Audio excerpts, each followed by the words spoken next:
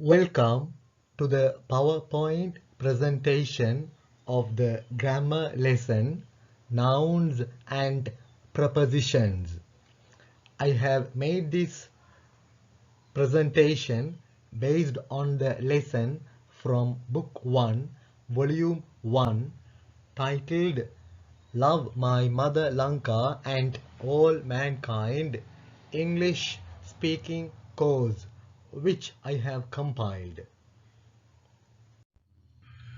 Please watch the entire PowerPoint presentation while listening to the commentary in all the slides and try to write down the answers in your writing books for the activities or exercises in Book 2, Volume 1, and check whether your answers are right or wrong by comparing them with the answers given in the section Key in Book 4, Volume 2, and put a tick if right for each of your correct answers and put a cross if wrong against each of your incorrect answers and then do the correction. And now the PowerPoint presentation of the grammar lesson, Nouns and Prepositions. Part 1. Noun plus preposition. பெயர்ச்சொல் சக இடைச்சொல். Nouns are words that name people, places, things, ideas, actions or qualities. பெயர்ச்சொற்கள் என்பன ஆட்கள், மனிதர்கள், இடங்கள், பொருட்கள், விடயங்கள், கருத்துக்கள், செயல்கள் அல்லது தன்மைகளை குறிக்கின்ற சொற்களாகும். First, let's take a look at the preposition for with nouns. முதலில் for என்ற இடைச்சொல் noun பெயர்ச்சொற்களோடு nouns பெயர்ச்சொற்களோடு வருவது பற்றி பார்ப்போம். Use for preceded by the following nouns. கீழ்வரும் பெயர்ச்சொற்கள் முன்னே வரக்கூடிய வகையில் அவற்றை தொடர்ந்து for என்ற preposition இடைச்சொல் வரக்கூடிய வகையில் அவற்றினுடைய பாவனையை பார்ப்போம். A check for amount of money, பணத்தின் தொகை அதை குறிக்கிறது. எக்ஸாம்பிள், she அவள், gave கொடுத்தால், me எனக்கு, a check for $50 $50 ஒரு செக்கை என்னிடம் அவள் கொடுத்தாள். பாருங்க, செக் என்ற நவுன் பெயர் சொல்லுக்கு பிறகு for என்ற preposition இடைச்சொல் வந்திருக்கிறது. அப்படின்னா for என்ற இடைச்சொல்லுக்கு முன்னுக்கு செக் என்ற பெயர்ச்சொல் வந்திருக்கிறது. அமெரிக்கன் இங்கிலீஷ்ல CHECK செக் என்பது காசோலையை குறிக்கிறது. இதனை பிரிட்டிஷ் இங்கிலீஷ்ல CHEQUE என்று பாவிக்கிறது. CHEQUE செக் காசோலை. A demand for something ஒன்றுக்கான கேள்வி. எக்ஸாம்பிள், unfortunately துரதிர்ஷ்டவசமாக there wasn't enough demand for our product. There wasn't இருக்கவில்லை, enough demand போதுமான அளவு கேள்வி for our product எங்களுடைய உற்பத்திக்கு. எங்களுடைய உற்பத்திக்கு போதுமான அளவு கேள்வி துரதிர்ஷ்டவசமாக இருக்கவில்லை. இங்க பாருங்க, டிமாண்ட் என்ற நவுன் பெயர் சொல்லுக்கு பிறகு for என்ற preposition இடைச்சொல் வந்திருக்கிறது. Next, a need for something, ஏதோ ஒன்றுக்கான தேவை. there is இருக்கிறது a real need, ஒரு உண்மையான தேவை. for discipline, ஒழுக்கத்துக்கான ஒரு உண்மையான தேவை. in this class, இந்த வகுப்பில். தமிழ்ல சொல்றேன்டா, இந்த வகுப்பில் ஒரு ஒழுக்கத்திற்கான ஒரு உண்மையான தேவை இருக்கிறது. நீட் என்பது இந்த இடத்துல நவுன் பெயர் சொல்லாக இருக்குது. அதனை தொடர்ந்து for என்ற preposition இடைச்சொல் வந்திருக்கிறது. Next, a reason for something, ஏதோ ஒன்றுக்கான ஒரு காரணம். I have a reason for doing that. for doing that, அதனை செய்வதற்கு. I have a reason, எனக்கிட்ட இருக்குது ஒரு காரணம். reason, காரணம் என்ற நவுனை தொடர்ந்து, பெயர் சொல்ல தொடர்ந்து for என்ற preposition இடைச்சொல் வந்திருக்கிறது. அப்படின்னா for என்ற preposition இடைச்சொல்லுக்கு முன்னுக்கு reason என்ற நவுன் வந்திருக்கிறது. நெக்ஸ்ட், in, அடுத்து in என்ற preposition இடைச்சொல். use in preceded by the following nouns, கீழ்வரும் பெயர் சொற்கள் முன்னே வரும் வகையில், அவற்றை தொடர்ந்து in என்ற preposition இடைச்சொல் வரும் வகையில் பாவியுங்கள். a rise in something, ஒரு உயர்வு. rise, ஏற்றம், உயர்வு, அதிகரிப்பு ஏதோ ஒன்றில். எக்ஸாம்பிள், there has been, இருந்திருக்கிறது. there has been, இருந்துள்ளது. a rise, ஒரு ஏற்றம், உயர்வு, அதிகரிப்பு. in prices, விலைகளில். recently, சமீப காலத்தில், அண்மையில். Next, an increase in something, ஒரு அதிகரிப்பு ஏதோ ஒன்றில். எக்ஸாம்பிள், we have seen, நாங்கள் கண்டிருக்கிறோம். many increases, பல அதிகரிப்புகளை. in production levels, உற்பத்தி மட்டங்களில். இந்த இடத்துல பாருங்க, increase, அதிகரிப்பு என்பது நவுன் பெயர் சொல்லாக இருக்குது. அதனை தொடர்ந்து in என்ற preposition இடைச்சொல் வந்திருக்கிறது. Next, a fall in something, ஒரு வீழ்ச்சி ஏதோ ஒன்றில். எக்ஸாம்பிள், there has been, இருந்திருக்கிறது, இருந்துள்ளது. a fall, ஒரு வீழ்ச்சி. in prices, விலைகளில். recently, அண்மை காலத்தில். தமிழ்ல சொல்றேன்டா, அண்மை காலத்தில் விலைகளில் ஒரு வீழ்ச்சி இருந்திருக்கிறது, இருந்துள்ளது, ஏற்பட்டிருக்கிறது என்று சொல்லலாம். a decrease in something, a decrease, ஒரு குறைவு, அதுவும் வீழ்ச்சி என்று சொல்லலாம். ஏதோ ஒன்றில் குறைவு. we have seen, நாங்க கண்டிருக்கிறோம்.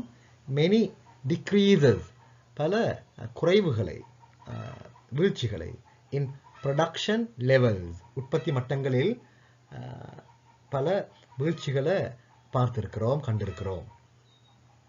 நெக்ஸ்ட், of, அடுத்து of என்ற preposition எவ்வாறு nouns பெயர் சொற்களோட வாருன்னு பார்ப்போம்.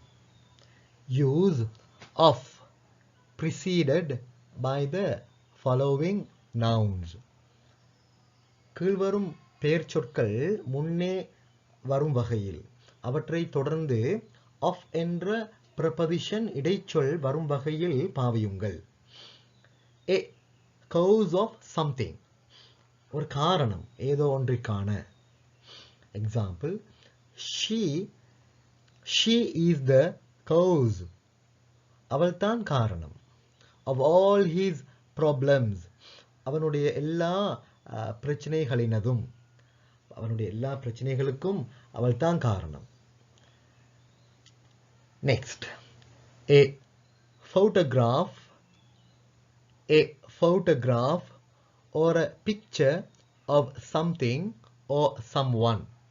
ஏதோ ஒன்றின் அல்லது யாரோ ஒருவரின் புகைப்படம் அல்லது படம். எக்ஸாம்பிள், he took, அவன் எடுத்தான், a photograph of the mountains. அந்த மலைகளின் ஒரு புகைப்படத்தை அவன் எடுத்தான். Next, to. அடுத்து to என்ற prepositionுடன் nouns வருவது பற்றி பார்ப்போம். Use to preceded by the following nouns. கீழ்வரும் பெயர்ச்சொற்கள் முன்னே வரும் வகையில் அவற்றை தொடர்ந்து to என்ற preposition இடைச்சொல் வருவது பற்றி பார்ப்போம். Damage, to something. ஏதோ ஒன்றுக்கு சேதம், damage, தீங்கு அல்லது சேதம். Example, I did a lot of damage to my car the other day. I did a lot of damage. நான் நிறைய சேதம் பண்ணிக்கொண்டேன் என்னுடைய காருக்கு. to my car the other day. the other day என்றா the next day, அடுத்த நாள், tomorrow, நாளை, அல்லது the preceding day, முன்னைய நாள், yesterday, நேற்று, இவ்வாறு அர்த்தங்கள் இருக்கின்றன. அதே நேரம் the other day என்ற சொற்றொடருக்கு a short time ago, கொஞ்ச காலத்துக்கு முந்தி, a few days ago, ஒரு சில நாட்களுக்கு முன்பு என்ற அர்த்தமும் இருக்குது. இந்த இடத்துல I did a lot of damage to my car the other day என்றா கொஞ்ச நாளைக்கு முன்பு, கொஞ்ச காலத்துக்கு முன்பு என்னுடைய காருக்கு நான் நிறைய சேதம் பண்ணி கொண்டேன் என்று அர்த்தம் எடுக்கலாம். Next, an invitation to a celebration of some type. ஏதோ ஒரு வகையான ஒரு கொண்டாட்டத்திற்கான ஒரு அழைப்பிதழ்.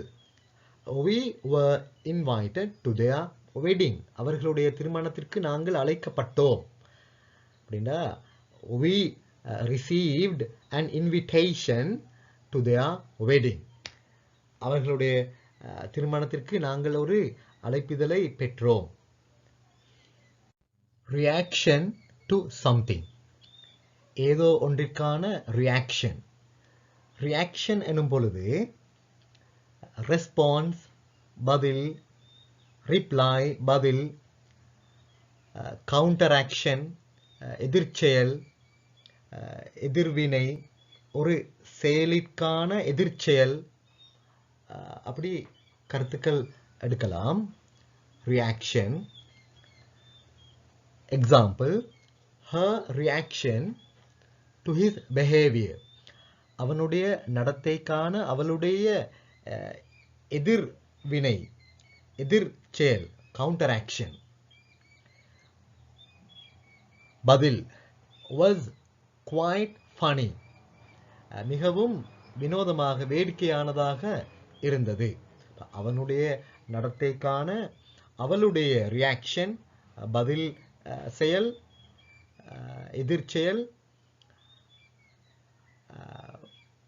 மிக வேடிக்கை அல்லது வினோதமாக இருந்தது. Next, a solution to a problem. ஒரு பிரச்சனைக்கான சொல்யூஷன், தீர்வு. He provided the solution to our financial situation.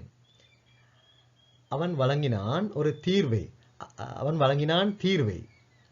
to our financial situation, எங்களுடைய நிதி நிலைமைக்கு, நிதி நிலைமைக்கு நிதி நிலைமைக்கான தீர்வை அவன் வழங்கினான்.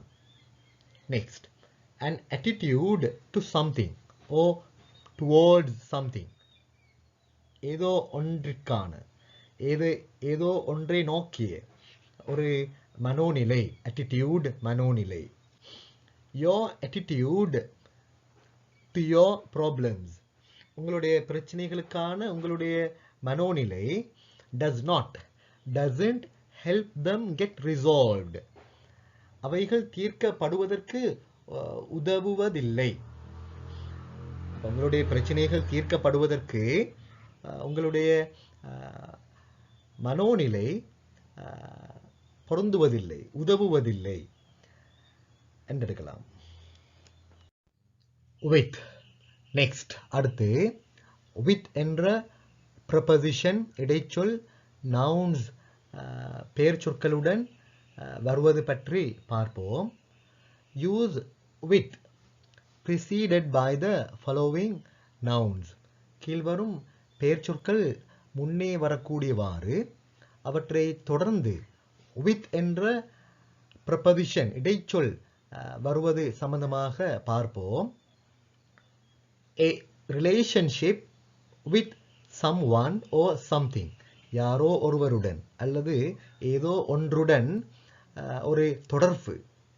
Example, my relationship with Mary is wonderful. மேரியுடனான என்னுடைய தொடர்பு அதிசயமாக இருக்கிறது. Next, a connection with someone or something. யாரோ ஒருவருடன் அல்லது ஏதோ ஒன்றுடன் ஒரு தொடர்பு, இணைப்பு, தொடர்பு. His connections with the CIA are very limited. CIA உடனான அவனுடைய தொடர்புகள் மிக வரையறுக்கப்பட்டதாக இருக்கின்றன. CIA எனும் பொழுது எங்களுக்கு சொல்லலாம் கெமிக்கல் இண்டஸ்ட்ரீஸ் அசோசியேஷன் என்றும் எடுக்கலாம், அல்லது கைரோ இன்டர்நேஷனல் ஏர்போர்ட் என்றும் எடுக்கலாம், அல்லது சென்ட்ரல் இன்டெலிஜென்ஸ் ஏஜென்சி என்றும் எடுக்கலாம். அடுத்து, a contact with someone or something. யாரோ ஒருவருடன் அல்லது ஏதோ ஒன்றுடனான ஒரு contact, தொடர்பு. Have you had any contact with Sarah? சேராவுடன், நாங்கள் சாரா என்று சொல்வோம், அவங்க கிறிஸ்டியன்ஸ் வந்து சேரா என்று சொல்வாங்க. சேராவுடன் ஏதாவது தொடர்பு உனக்கு இருந்துள்ளதா? Next, between. அடுத்து, பிட்வீன் என்ற preposition இடைச்சொல் nouns பெயர் சொற்களுடன் வருவது பற்றி பார்ப்போம். use between preceded by the following nouns. கீழ்வரும் பெயர் சொற்கள் முன்னே வரக்கூடியவாறு அவற்றை தொடர்ந்து between என்ற preposition இடைச்சொல் வரக்கூடியவாறு பாவியுங்கள். a connection between two things. இரண்டு விடயங்களுக்கிடையில், இரண்டு பொருட்களுக்கிடையில் ஒரு இணைப்பு, தொடர்பு. There is no connection between the two crimes. இரண்டு குற்றச் செயல்களுக்கும் இடையில் எந்தவித தொடர்பும் இல்லை. A relationship between two things. இரண்டு விடயங்களுக்கு இடையில் ஒரு தொடர்பு. The relationship between the two friends was very strong. இரண்டு நண்பர்களுக்கும் இடையிலான அந்த உறவு, தொடர்பு, உறவு மிக பலமானதாக, உறுதியானதாக இருந்தது.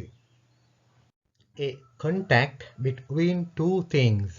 இரண்டு பொருட்கள், விடயங்கள் அல்லது ஆட்களுக்கு இடையில் ஒரு கான்டாக்ட், தொடர்பு. Example, there is little contact between the two parents. இரண்டு பெற்றோர்களுக்கும் இடையில் கொஞ்சம் தொடர்பு தான் இருக்கிறது.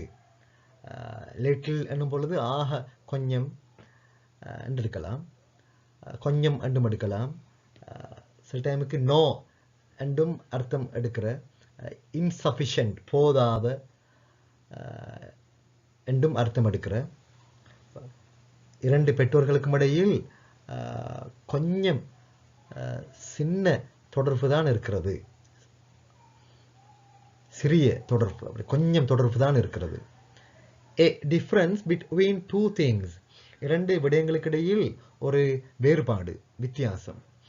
There is no difference between those two colors, அந்த இரண்டு நிறங்களுக்கும் இடையில் வேறுபாடு கிடையாது. Part 2, prepositions plus nouns, இடைச்சொற்கள் சக பெயர்ச்சொற்கள். Part 1ல நாங்க பார்த்தோம், nouns பெயர்ச்சொற்களுக்கு பிறகு prepositions இடைச்சொற்கள் வந்தன. இங்கு Part 2ல prepositions இடைச்சொற்களுக்கு பிறகு nouns பெயர்ச்சொற்கள் வருவது பற்றி பார்க்க போறோம். First, முதல்ல by. by என்ற preposition எவ்வாறு noun பெயர்ச்சொல்லோட வாரண்டு பார்ப்போம். Use by with the following nouns. கீழ்வரும் பெயர்ச்சொற்களுடன் by என்ற preposition பாவியுங்கள். To pay by check. Check மூலமாக பே பண்றது, பணம் செலுத்துறது, செக் மூலமாக. Credit card. Example, I paid the bill by check. நான் செக் மூலமாக, காசோலை மூலமாக அந்த பில்லை செலுத்தினேன், பே பண்ணினேன். இது பாருங்க, by check. by என்பது preposition இடைச்சொல், அதுக்கு பிறகுதான் செக் காசோலை என்ற நவுன் பெயர்ச்சொல் வந்திருக்கிறது. பார்ட் 1ல நாங்க பார்த்தோம், பார்ட் 1ல நவுன் பெயர்ச்சொல்லுக்கு பிறகு preposition இடைச்சொல் வந்து, இங்க மாறி வந்திருக்குது. இங்க preposition இடைச்சொல் முன்னுக்கு, நவுன் பெயர்ச்சொல் அதுக்கு பிறகு அதனை தொடர்ந்து வருகிறது. நெக்ஸ்ட் பாருங்க, to do something by accident. தற்செயலாக ஏதோ ஒன்று செய்கிறது. by accident என்றா unintentionally, வேண்டுமென்றே அல்ல. by chance, by chance, by வேண்டுமென்றே செய்யாம தற்செயலாக நடக்கிறது, தவறுதலாக நடக்கிறது என்று எடுக்கலாம்.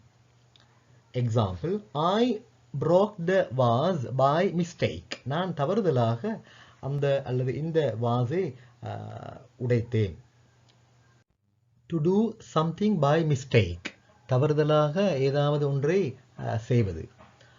I'm afraid I brought the wrong book by mistake. I'm afraid என்றா எனக்கு பயம் என்று அர்த்தம். இந்த இடத்துல I'm afraid என்றா I'm sorry, நான் வருந்துகிறேன் என்று அர்த்தம். I'm sorry என்பதற்கும் I'm afraid என்று பாவிக்கிறேன். நான் வருந்துகிறேன், தவறுதலாக நான் தவறுதலான புத்தகத்தை கொண்டு வந்தேன். Next, to do something by chance. by chance, unintentionally, வேண்டுமென்றே அல்ல, தற்செயலாக ஏதாவது ஒன்றை செய்வது. I saw Jack at the supermarket by chance. தற்செயலாக சூப்பர் மார்க்கெட்ல நான் ஜாக்கை கண்டேன். நெக்ஸ்ட், அடுத்து, a play, song, book, etc. by someone. யாரோ ஒருவர் மூலமாக ஒரு நாடகம், பாடல், புத்தகம், அவ்வாறு மேலும் பல. Example, The opera Otello is by Giuseppe Verdi. Giuseppe Verdi என்பவர் மூலமாக உருவாக்கப்பட்டது தான் ஒட்டேலோ என்ற இசை நாடகம். ஒப்ரா ஒப்ரா ஒப்ரா என்ற இசை நாடகத்துக்கு சொல்லலாம். இப்போ ஒட்டேலோ என்ற அந்த ஒப்ரா இட்டாலியன் கம்போசர் ஜெசப்பி வேர்டி மூலமாக உருவாக்கப்பட்டது. கம்போசர் என்றா சொல்லலாம் a person who writes music especially as a professional occupation. ஒரு தொழிலாக, விசேஷமாக ஒரு தொழிலாக இசையை உருவாக்கக்கூடியவர், இசையை எழுதக்கூடியவர். சாங் ரைட்டர், சாங்ஸ்டர், இப்படியெல்லாம் சிங்கர், சாங் ரைட்டர், இப்படி சினனிம்ஸ் ஒத்தாரித்தி சொற்கள் இருக்கின்றன.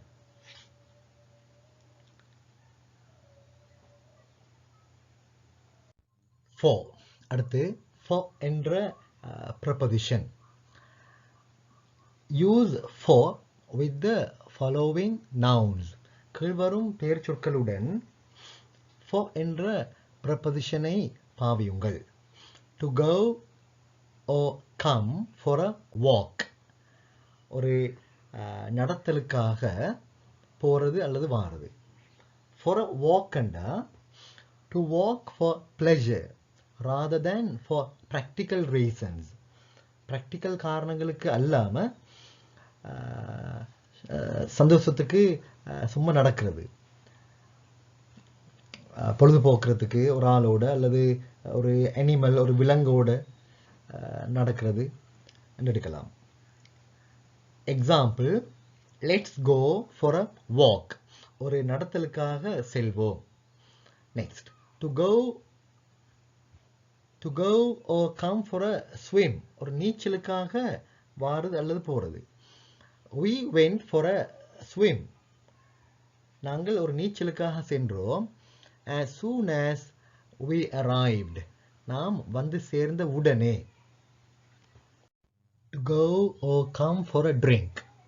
ஒரு ட்ரிங்க்குக்காக போறது அல்லது வாரது. இது when you suggest going to drink an alcoholic beverage, you may say let's go for a drink, let's go for drink, let's go for drinks. இப்படி பாவிக்கிற மதுபானம் அருந்துறதுக்கு போறதுக்கு கூப்பிடும் பொழுது இப்படி பாவிக்கிற. பெவரேஜ் என்றா தண்ணீர் அல்லாத பானத்துக்கு பாவிக்கிற. an alcoholic beverage என்றா மதுபானத்துக்கு பாவிக்கிறது. மதுபானம் குடிக்க போறதுக்கு இப்படி பாவிக்கிற. ட்ரிங்க் கண்டும் பொழுது சாஃப்ட் ட்ரிங்க், மதுபானம் அல்லாத கோல்ட் ட்ரிங்க் அதுக்கும் சொல்லலாம். சாஃப்ட் ட்ரிங்க் கண்டா மதுபானம் அல்லாத கோல்ட் ட்ரிங்க் அதுக்கும் பாவிக்கலாம். would you like to come over for a drink? ஒரு மதுபானம் அருந்துறதுக்காக வர விருப்பமா என்று ஒரு ஆள்கிட்ட கேட்கிறது. Next, to go or come for a visit. ஒரு விசிட்டுக்காக போறது அல்லது வாரது. விசிட்னா ஒரு இடத்த, ஒரு ஆளை பார்க்க போறது, தரிசிக்கிறது, அதுக்கு பாவிக்கலாம். I'd love to come for a visit sometime. இது ஒரு டைமுக்கு ஒரு விசிட்டுக்கு வர நான் விரும்புகிறேன். விசிட்னா ஒரு ஆளை போய் தரிசிக்கிறது, பார்க்கறது. To have something for breakfast, lunch, dinner. இப்போ காலை சாப்பாடு, பகல் சாப்பாடு அல்லது இரவு சாப்பாட்டுக்கு ஏதாவது சாப்பிடுறது. இந்த டின்னர் என்றத சப்பர் என்று யூஎஸ் இங்கிலீஷில் சொல்கிறேன், அமெரிக்காவில் சப்பர், இரவு சாப்பாடு. Example, I hate bacon and eggs for breakfast. காலை சாப்பாட்டுக்கு ஃப்ளெஷ் ஆஃப் ஸ்வைன், பாக், பண்டிறைச்சியும் முட்டைகளும் நான் சாப்பிட்டேன். இவைகள் இந்த alcohol, flesh of swine, pork, bacon, பண்டிறைச்சி, மதுபானம், இவைகள் எங்களுக்கு haram, forbidden, prohibited, forbidden, தடை செய்யப்பட்டவை. in next அடுத்து in என்ற preposition இடைச்சொல். use in with the following nouns. கீழ்வரும் பெயர் சொற்களுடன் in என்ற prepositionஐ பாவியுங்கள். to be or to fall in love with someone. யாரோ ஒருவருடன் அன்பில் காதலில் விழுகிறதுக்கு பாவிக்கிறார். example, I fell in love with my wife at first sight. முதல் பார்வையிலேயே என்னுடைய மனைவியுடன் நான் அன்பில் விழுந்தேன், காதல் வயப்பட்டேன். next, in my opinion, என்னுடைய கருத்து படி. in my opinion, என்னுடைய கருத்தை பொறுத்தவரையில், என்னுடைய கருத்து பிரகாரம், we need to invest in some development. கொஞ்சம் அபிவிருத்தியில் நாங்கள் முதலீடு செய்ய வேண்டி இருக்கிறோம். next, on. use on with the following nouns. கீழ்வரும் பெயர் சொற்களுடன் on என்ற prepositionஐ பாவியுங்கள். to be on fire. on fire என்றா என்ன? if something is on fire, it is burning and being damaged or destroyed by an uncontrolled fire. கட்டுப்படுத்தப்பட முடியாத ஒரு நெருப்பினால் சேதத்துக்குள்ளாகிற, அழிக்கப்படுற, எரிந்து கொண்டிருக்கிற இதுக்கு பாவிக்கிற. ஏதாவது on fireல இருந்தால், on fire எரிந்து கொண்டிருக்கிறதுக்கு பாவிக்கிற. அப்ப இந்த இடத்துல பாருங்க, example, help, உதவுங்க, the house is on fire, இந்த வீடு அல்லது அந்த வீடு எரிந்து கொண்டிருக்கிறது என்ற அர்த்தம். அதே மாதிரி இந்த on fire என்றதுக்கு இன்னும் அர்த்தம் இருக்குது. அப்படின்னா, for example, if you say that someone is on fire, you mean they are very enthusiastic, excited or passionate about something. ஏதோ ஒன்றை பற்றி மிச்சம் ஆர்வமாக, ஆவலாக, மிச்சம் விருப்பமாக, ஆவலாக இருக்கிறதுக்கும் பாவிக்கிறார். Example, he was on fire with this marvelous sight. இந்த பிரம்மாதமான சீன்ல, அழகான இந்த காட்சியில அவன் மிச்சம் ஆர்வமாக, ஆவலாக இருந்தான் என்றும் எடுக்கலாம். next, to be on the telephone or phone. example, I think, நான் நினைக்கிறேன், Tom is on the phone at the moment. தற்பொழுது டாம் ஃபோன்ல இருக்கிறான் என்று நான் நினைக்கிறேன். ஃபோன்ல யாரோ ஒருவருடன் பேசிக்கொண்டிருக்கிறான் என்று எடுக்கலாம். on television, there is a good film, ஒரு நல்ல படம் இருக்குது, on television tonight, இன்றிரவு டிவியில. on the radio, வானொலியில். Example, Mala's 5th was on the radio last night. நேற்றிரவு வானொலியில் மாலருடைய 5வது என்ற நிகழ்ச்சி இடம்பெற்றது. Mahler's 5th என்றா என்னன்னு பார்ப்போம். Mahler wrote his 5th symphony during the summers of 1901 and 1902. 1901 1902. அதில் கோடைகால டைமில் 5வது சிம்பனியை மாலர் என்பவர் எழுதினார். அப்போ சிம்பனி என்றா என்ன? சிம்பனி என்ற இசைக்குழுவிற்கான நுட்பமாக கையாளப்பட்ட அமைப்பு என்று அர்த்தம்.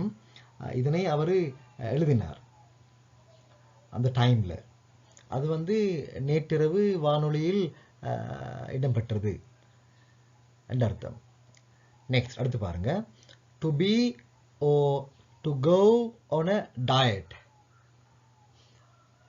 ஒரு டயட்ல இருக்கிறது அல்லது ஒரு டயட்ல போறது, ஒரு பத்தியம் என்று சொல்லலாம், பத்தியமாக இருக்கிறது. I really need to go on a diet. நான் உண்மையில கொஞ்சம் பத்தியமாக இருக்கணும் என்ற அர்த்தம். on a diet என்றா to begin a specific nutritional plan, typically consisting of eating smaller amounts of food. சாப்பாட்டை கொஞ்சம் கொஞ்சம் சாப்பிட்றது, குறைச்சி சாப்பிட்றது, மிச்சம் சாப்பிடாம.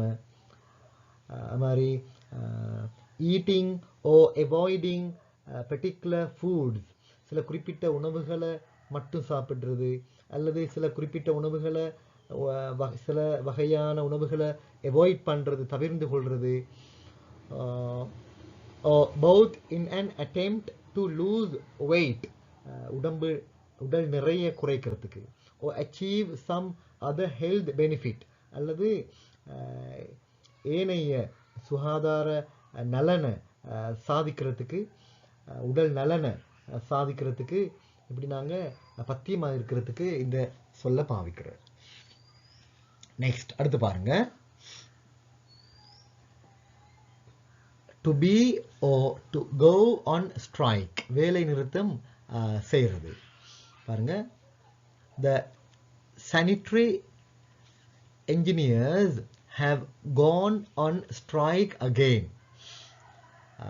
sanitary engineers வந்து பொறியியலாளர்கள் ஸ்ட்ரைக் திரும்ப ஸ்ட்ரைக்ல போயிருக்கிறாங்க, திரும்ப ஸ்ட்ரைக் பண்ணியிருக்கிறாங்க, மீண்டும் ஸ்ட்ரைக் பண்றாங்க. சானிட்டரின்னா என்ன? தமிழ்ல சுகாதார, தூய்மையான என்று அர்த்தம் எடுக்கலாம். இது வந்து relating to the conditions that affect hygiene and health, சுத்தம், சுகாதாரம் இவற்றை பாதிக்கக்கூடிய நிலைமைகளோடு தொடர்பான என்று அர்த்தம் எடுக்கலாம். Especially the supply of sewage facilities and clean drinking water, சுத்தமான குடிக்கும் தண்ணீர், sewage facilities அப்படின்னா கழிவு நீர், சாக்கடை நீர், இவைகள் போறதுக்கான வசதிகள், இப்படி இவைகளுக்கு நாங்கள் சானிட்டரி என்று சொல்லலாம். இப்போ இதோடு தொடர்பான இந்த என்ஜினியர்ஸ் இவங்க ஸ்ட்ரைக் பண்ணியிருக்கிறாங்க என்று அர்த்தம். Next, to be or to go on holiday, UK English. அது மாதிரி அமெரிக்கன் இங்கிலீஷில் வெக்கேஷன் என்று சொல்லுவாங்க. விடுமுறைக்கு ஹாலிடே என்று யூகேல பாவிக்கிற, அமெரிக்காவில் வெக்கேஷன் என்று பாவிப்பாங்க விடுமுறைக்கு. டு கோ ஆன் ஹாலிடே என்று சொல்லும் பொழுது யூகேல வந்து கோ ஆன் ஹாலிடே என்று சொல்லுவாங்க, அமெரிக்காவில் கோ ஆன் வெக்கேஷன் அப்படி சொல்லுவாங்க. பாருங்க, I really need to go on vacation soon. வெகு விரைவில் நான் விடுமுறையில் செல்ல தேவையாக இருக்கிறேன், உண்மையில் விடுமுறையில் போக தேவை எனக்கு இருக்குது. To be or to go on business, பிஸ்னஸில் போகிறது. Example, he went away this weekend on business. அவன் இவ்வார முடிவில், இந்த வார முடிவில் பிஸ்னஸில் போய்விட்டான். கோ ஆன் என்ற பொழுது கண்டினியூ, தொடரு என்ற அர்த்தம் இருக்குது. இங்கே பாருங்க, இன்னொன்று, கோ about your business. Go about your business அப்படின்னா என்ன? To continue doing what you usually do. நீங்கள் வழமையாக என்ன செய்கிறீங்களோ அதை தொடர்ந்து செய்கிறது, மாற்றம் இல்லாமல். அதுக்கு go about your business அப்படி பாவிக்கிற. எக்ஸாம்பிள் ஒன்று சொல்கிறேன் பாருங்க. In spite of last night's terrorist attack, நேற்றிரவு பயங்கரவாத தாக்குதல் நடைபெற்றாலும் கூட,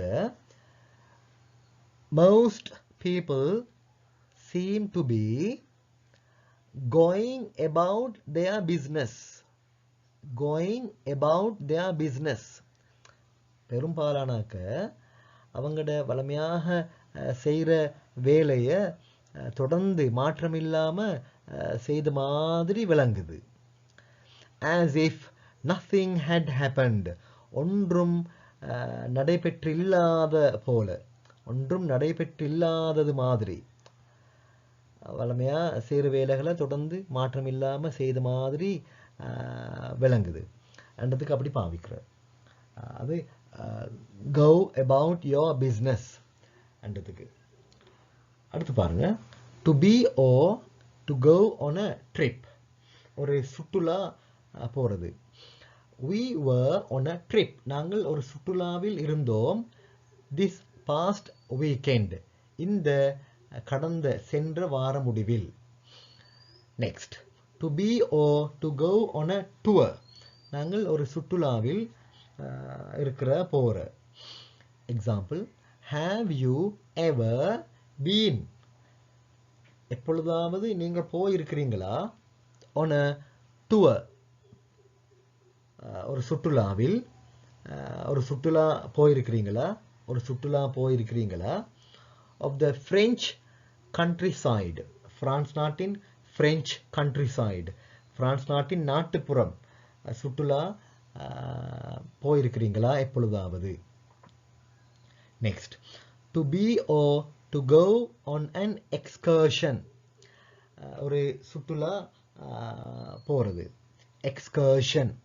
Example, we went on an excursion to Versailles when we were in Paris. நாங்கள் பிரான்ஸில் பாரிஸில் இருந்த பொழுது வெர்சாய்க்கு ஒரு சுற்றுலா சென்றோம். இப்போ ட்ரிப், டூர், எக்ஸ்கர்ஷன் இந்த மூணும் கிட்டத்தட்ட same meaning, similar words, synonyms சொல்லலாம். டே அவுட், ஜேர்னி இப்படியெல்லாம் இருக்குது சினனிம்ஸ். ட்ரிப், டூர், எக்ஸ்கர்ஷன் இந்த மூன்றுக்கும் கிட்டத்தட்ட ஒரே அர்த்தம். இது நாங்கள் ஜேர்னி, ஸ்பெஷலி ஃபார் ப்ளஷர், விசேடமாக சந்தோஷத்துக்காக பிரயாணம் போகிறதுக்கு நாங்கள் பாவிக்கிறோம். Trip, tour, excursion. அவுட்டிங் என்று சொல்லலாம். Journey, expedition, voyage, day out இப்படியெல்லாம் சினனிம்ஸ் ஒத்தகருத்து சொற்கள் இருக்கின்றன.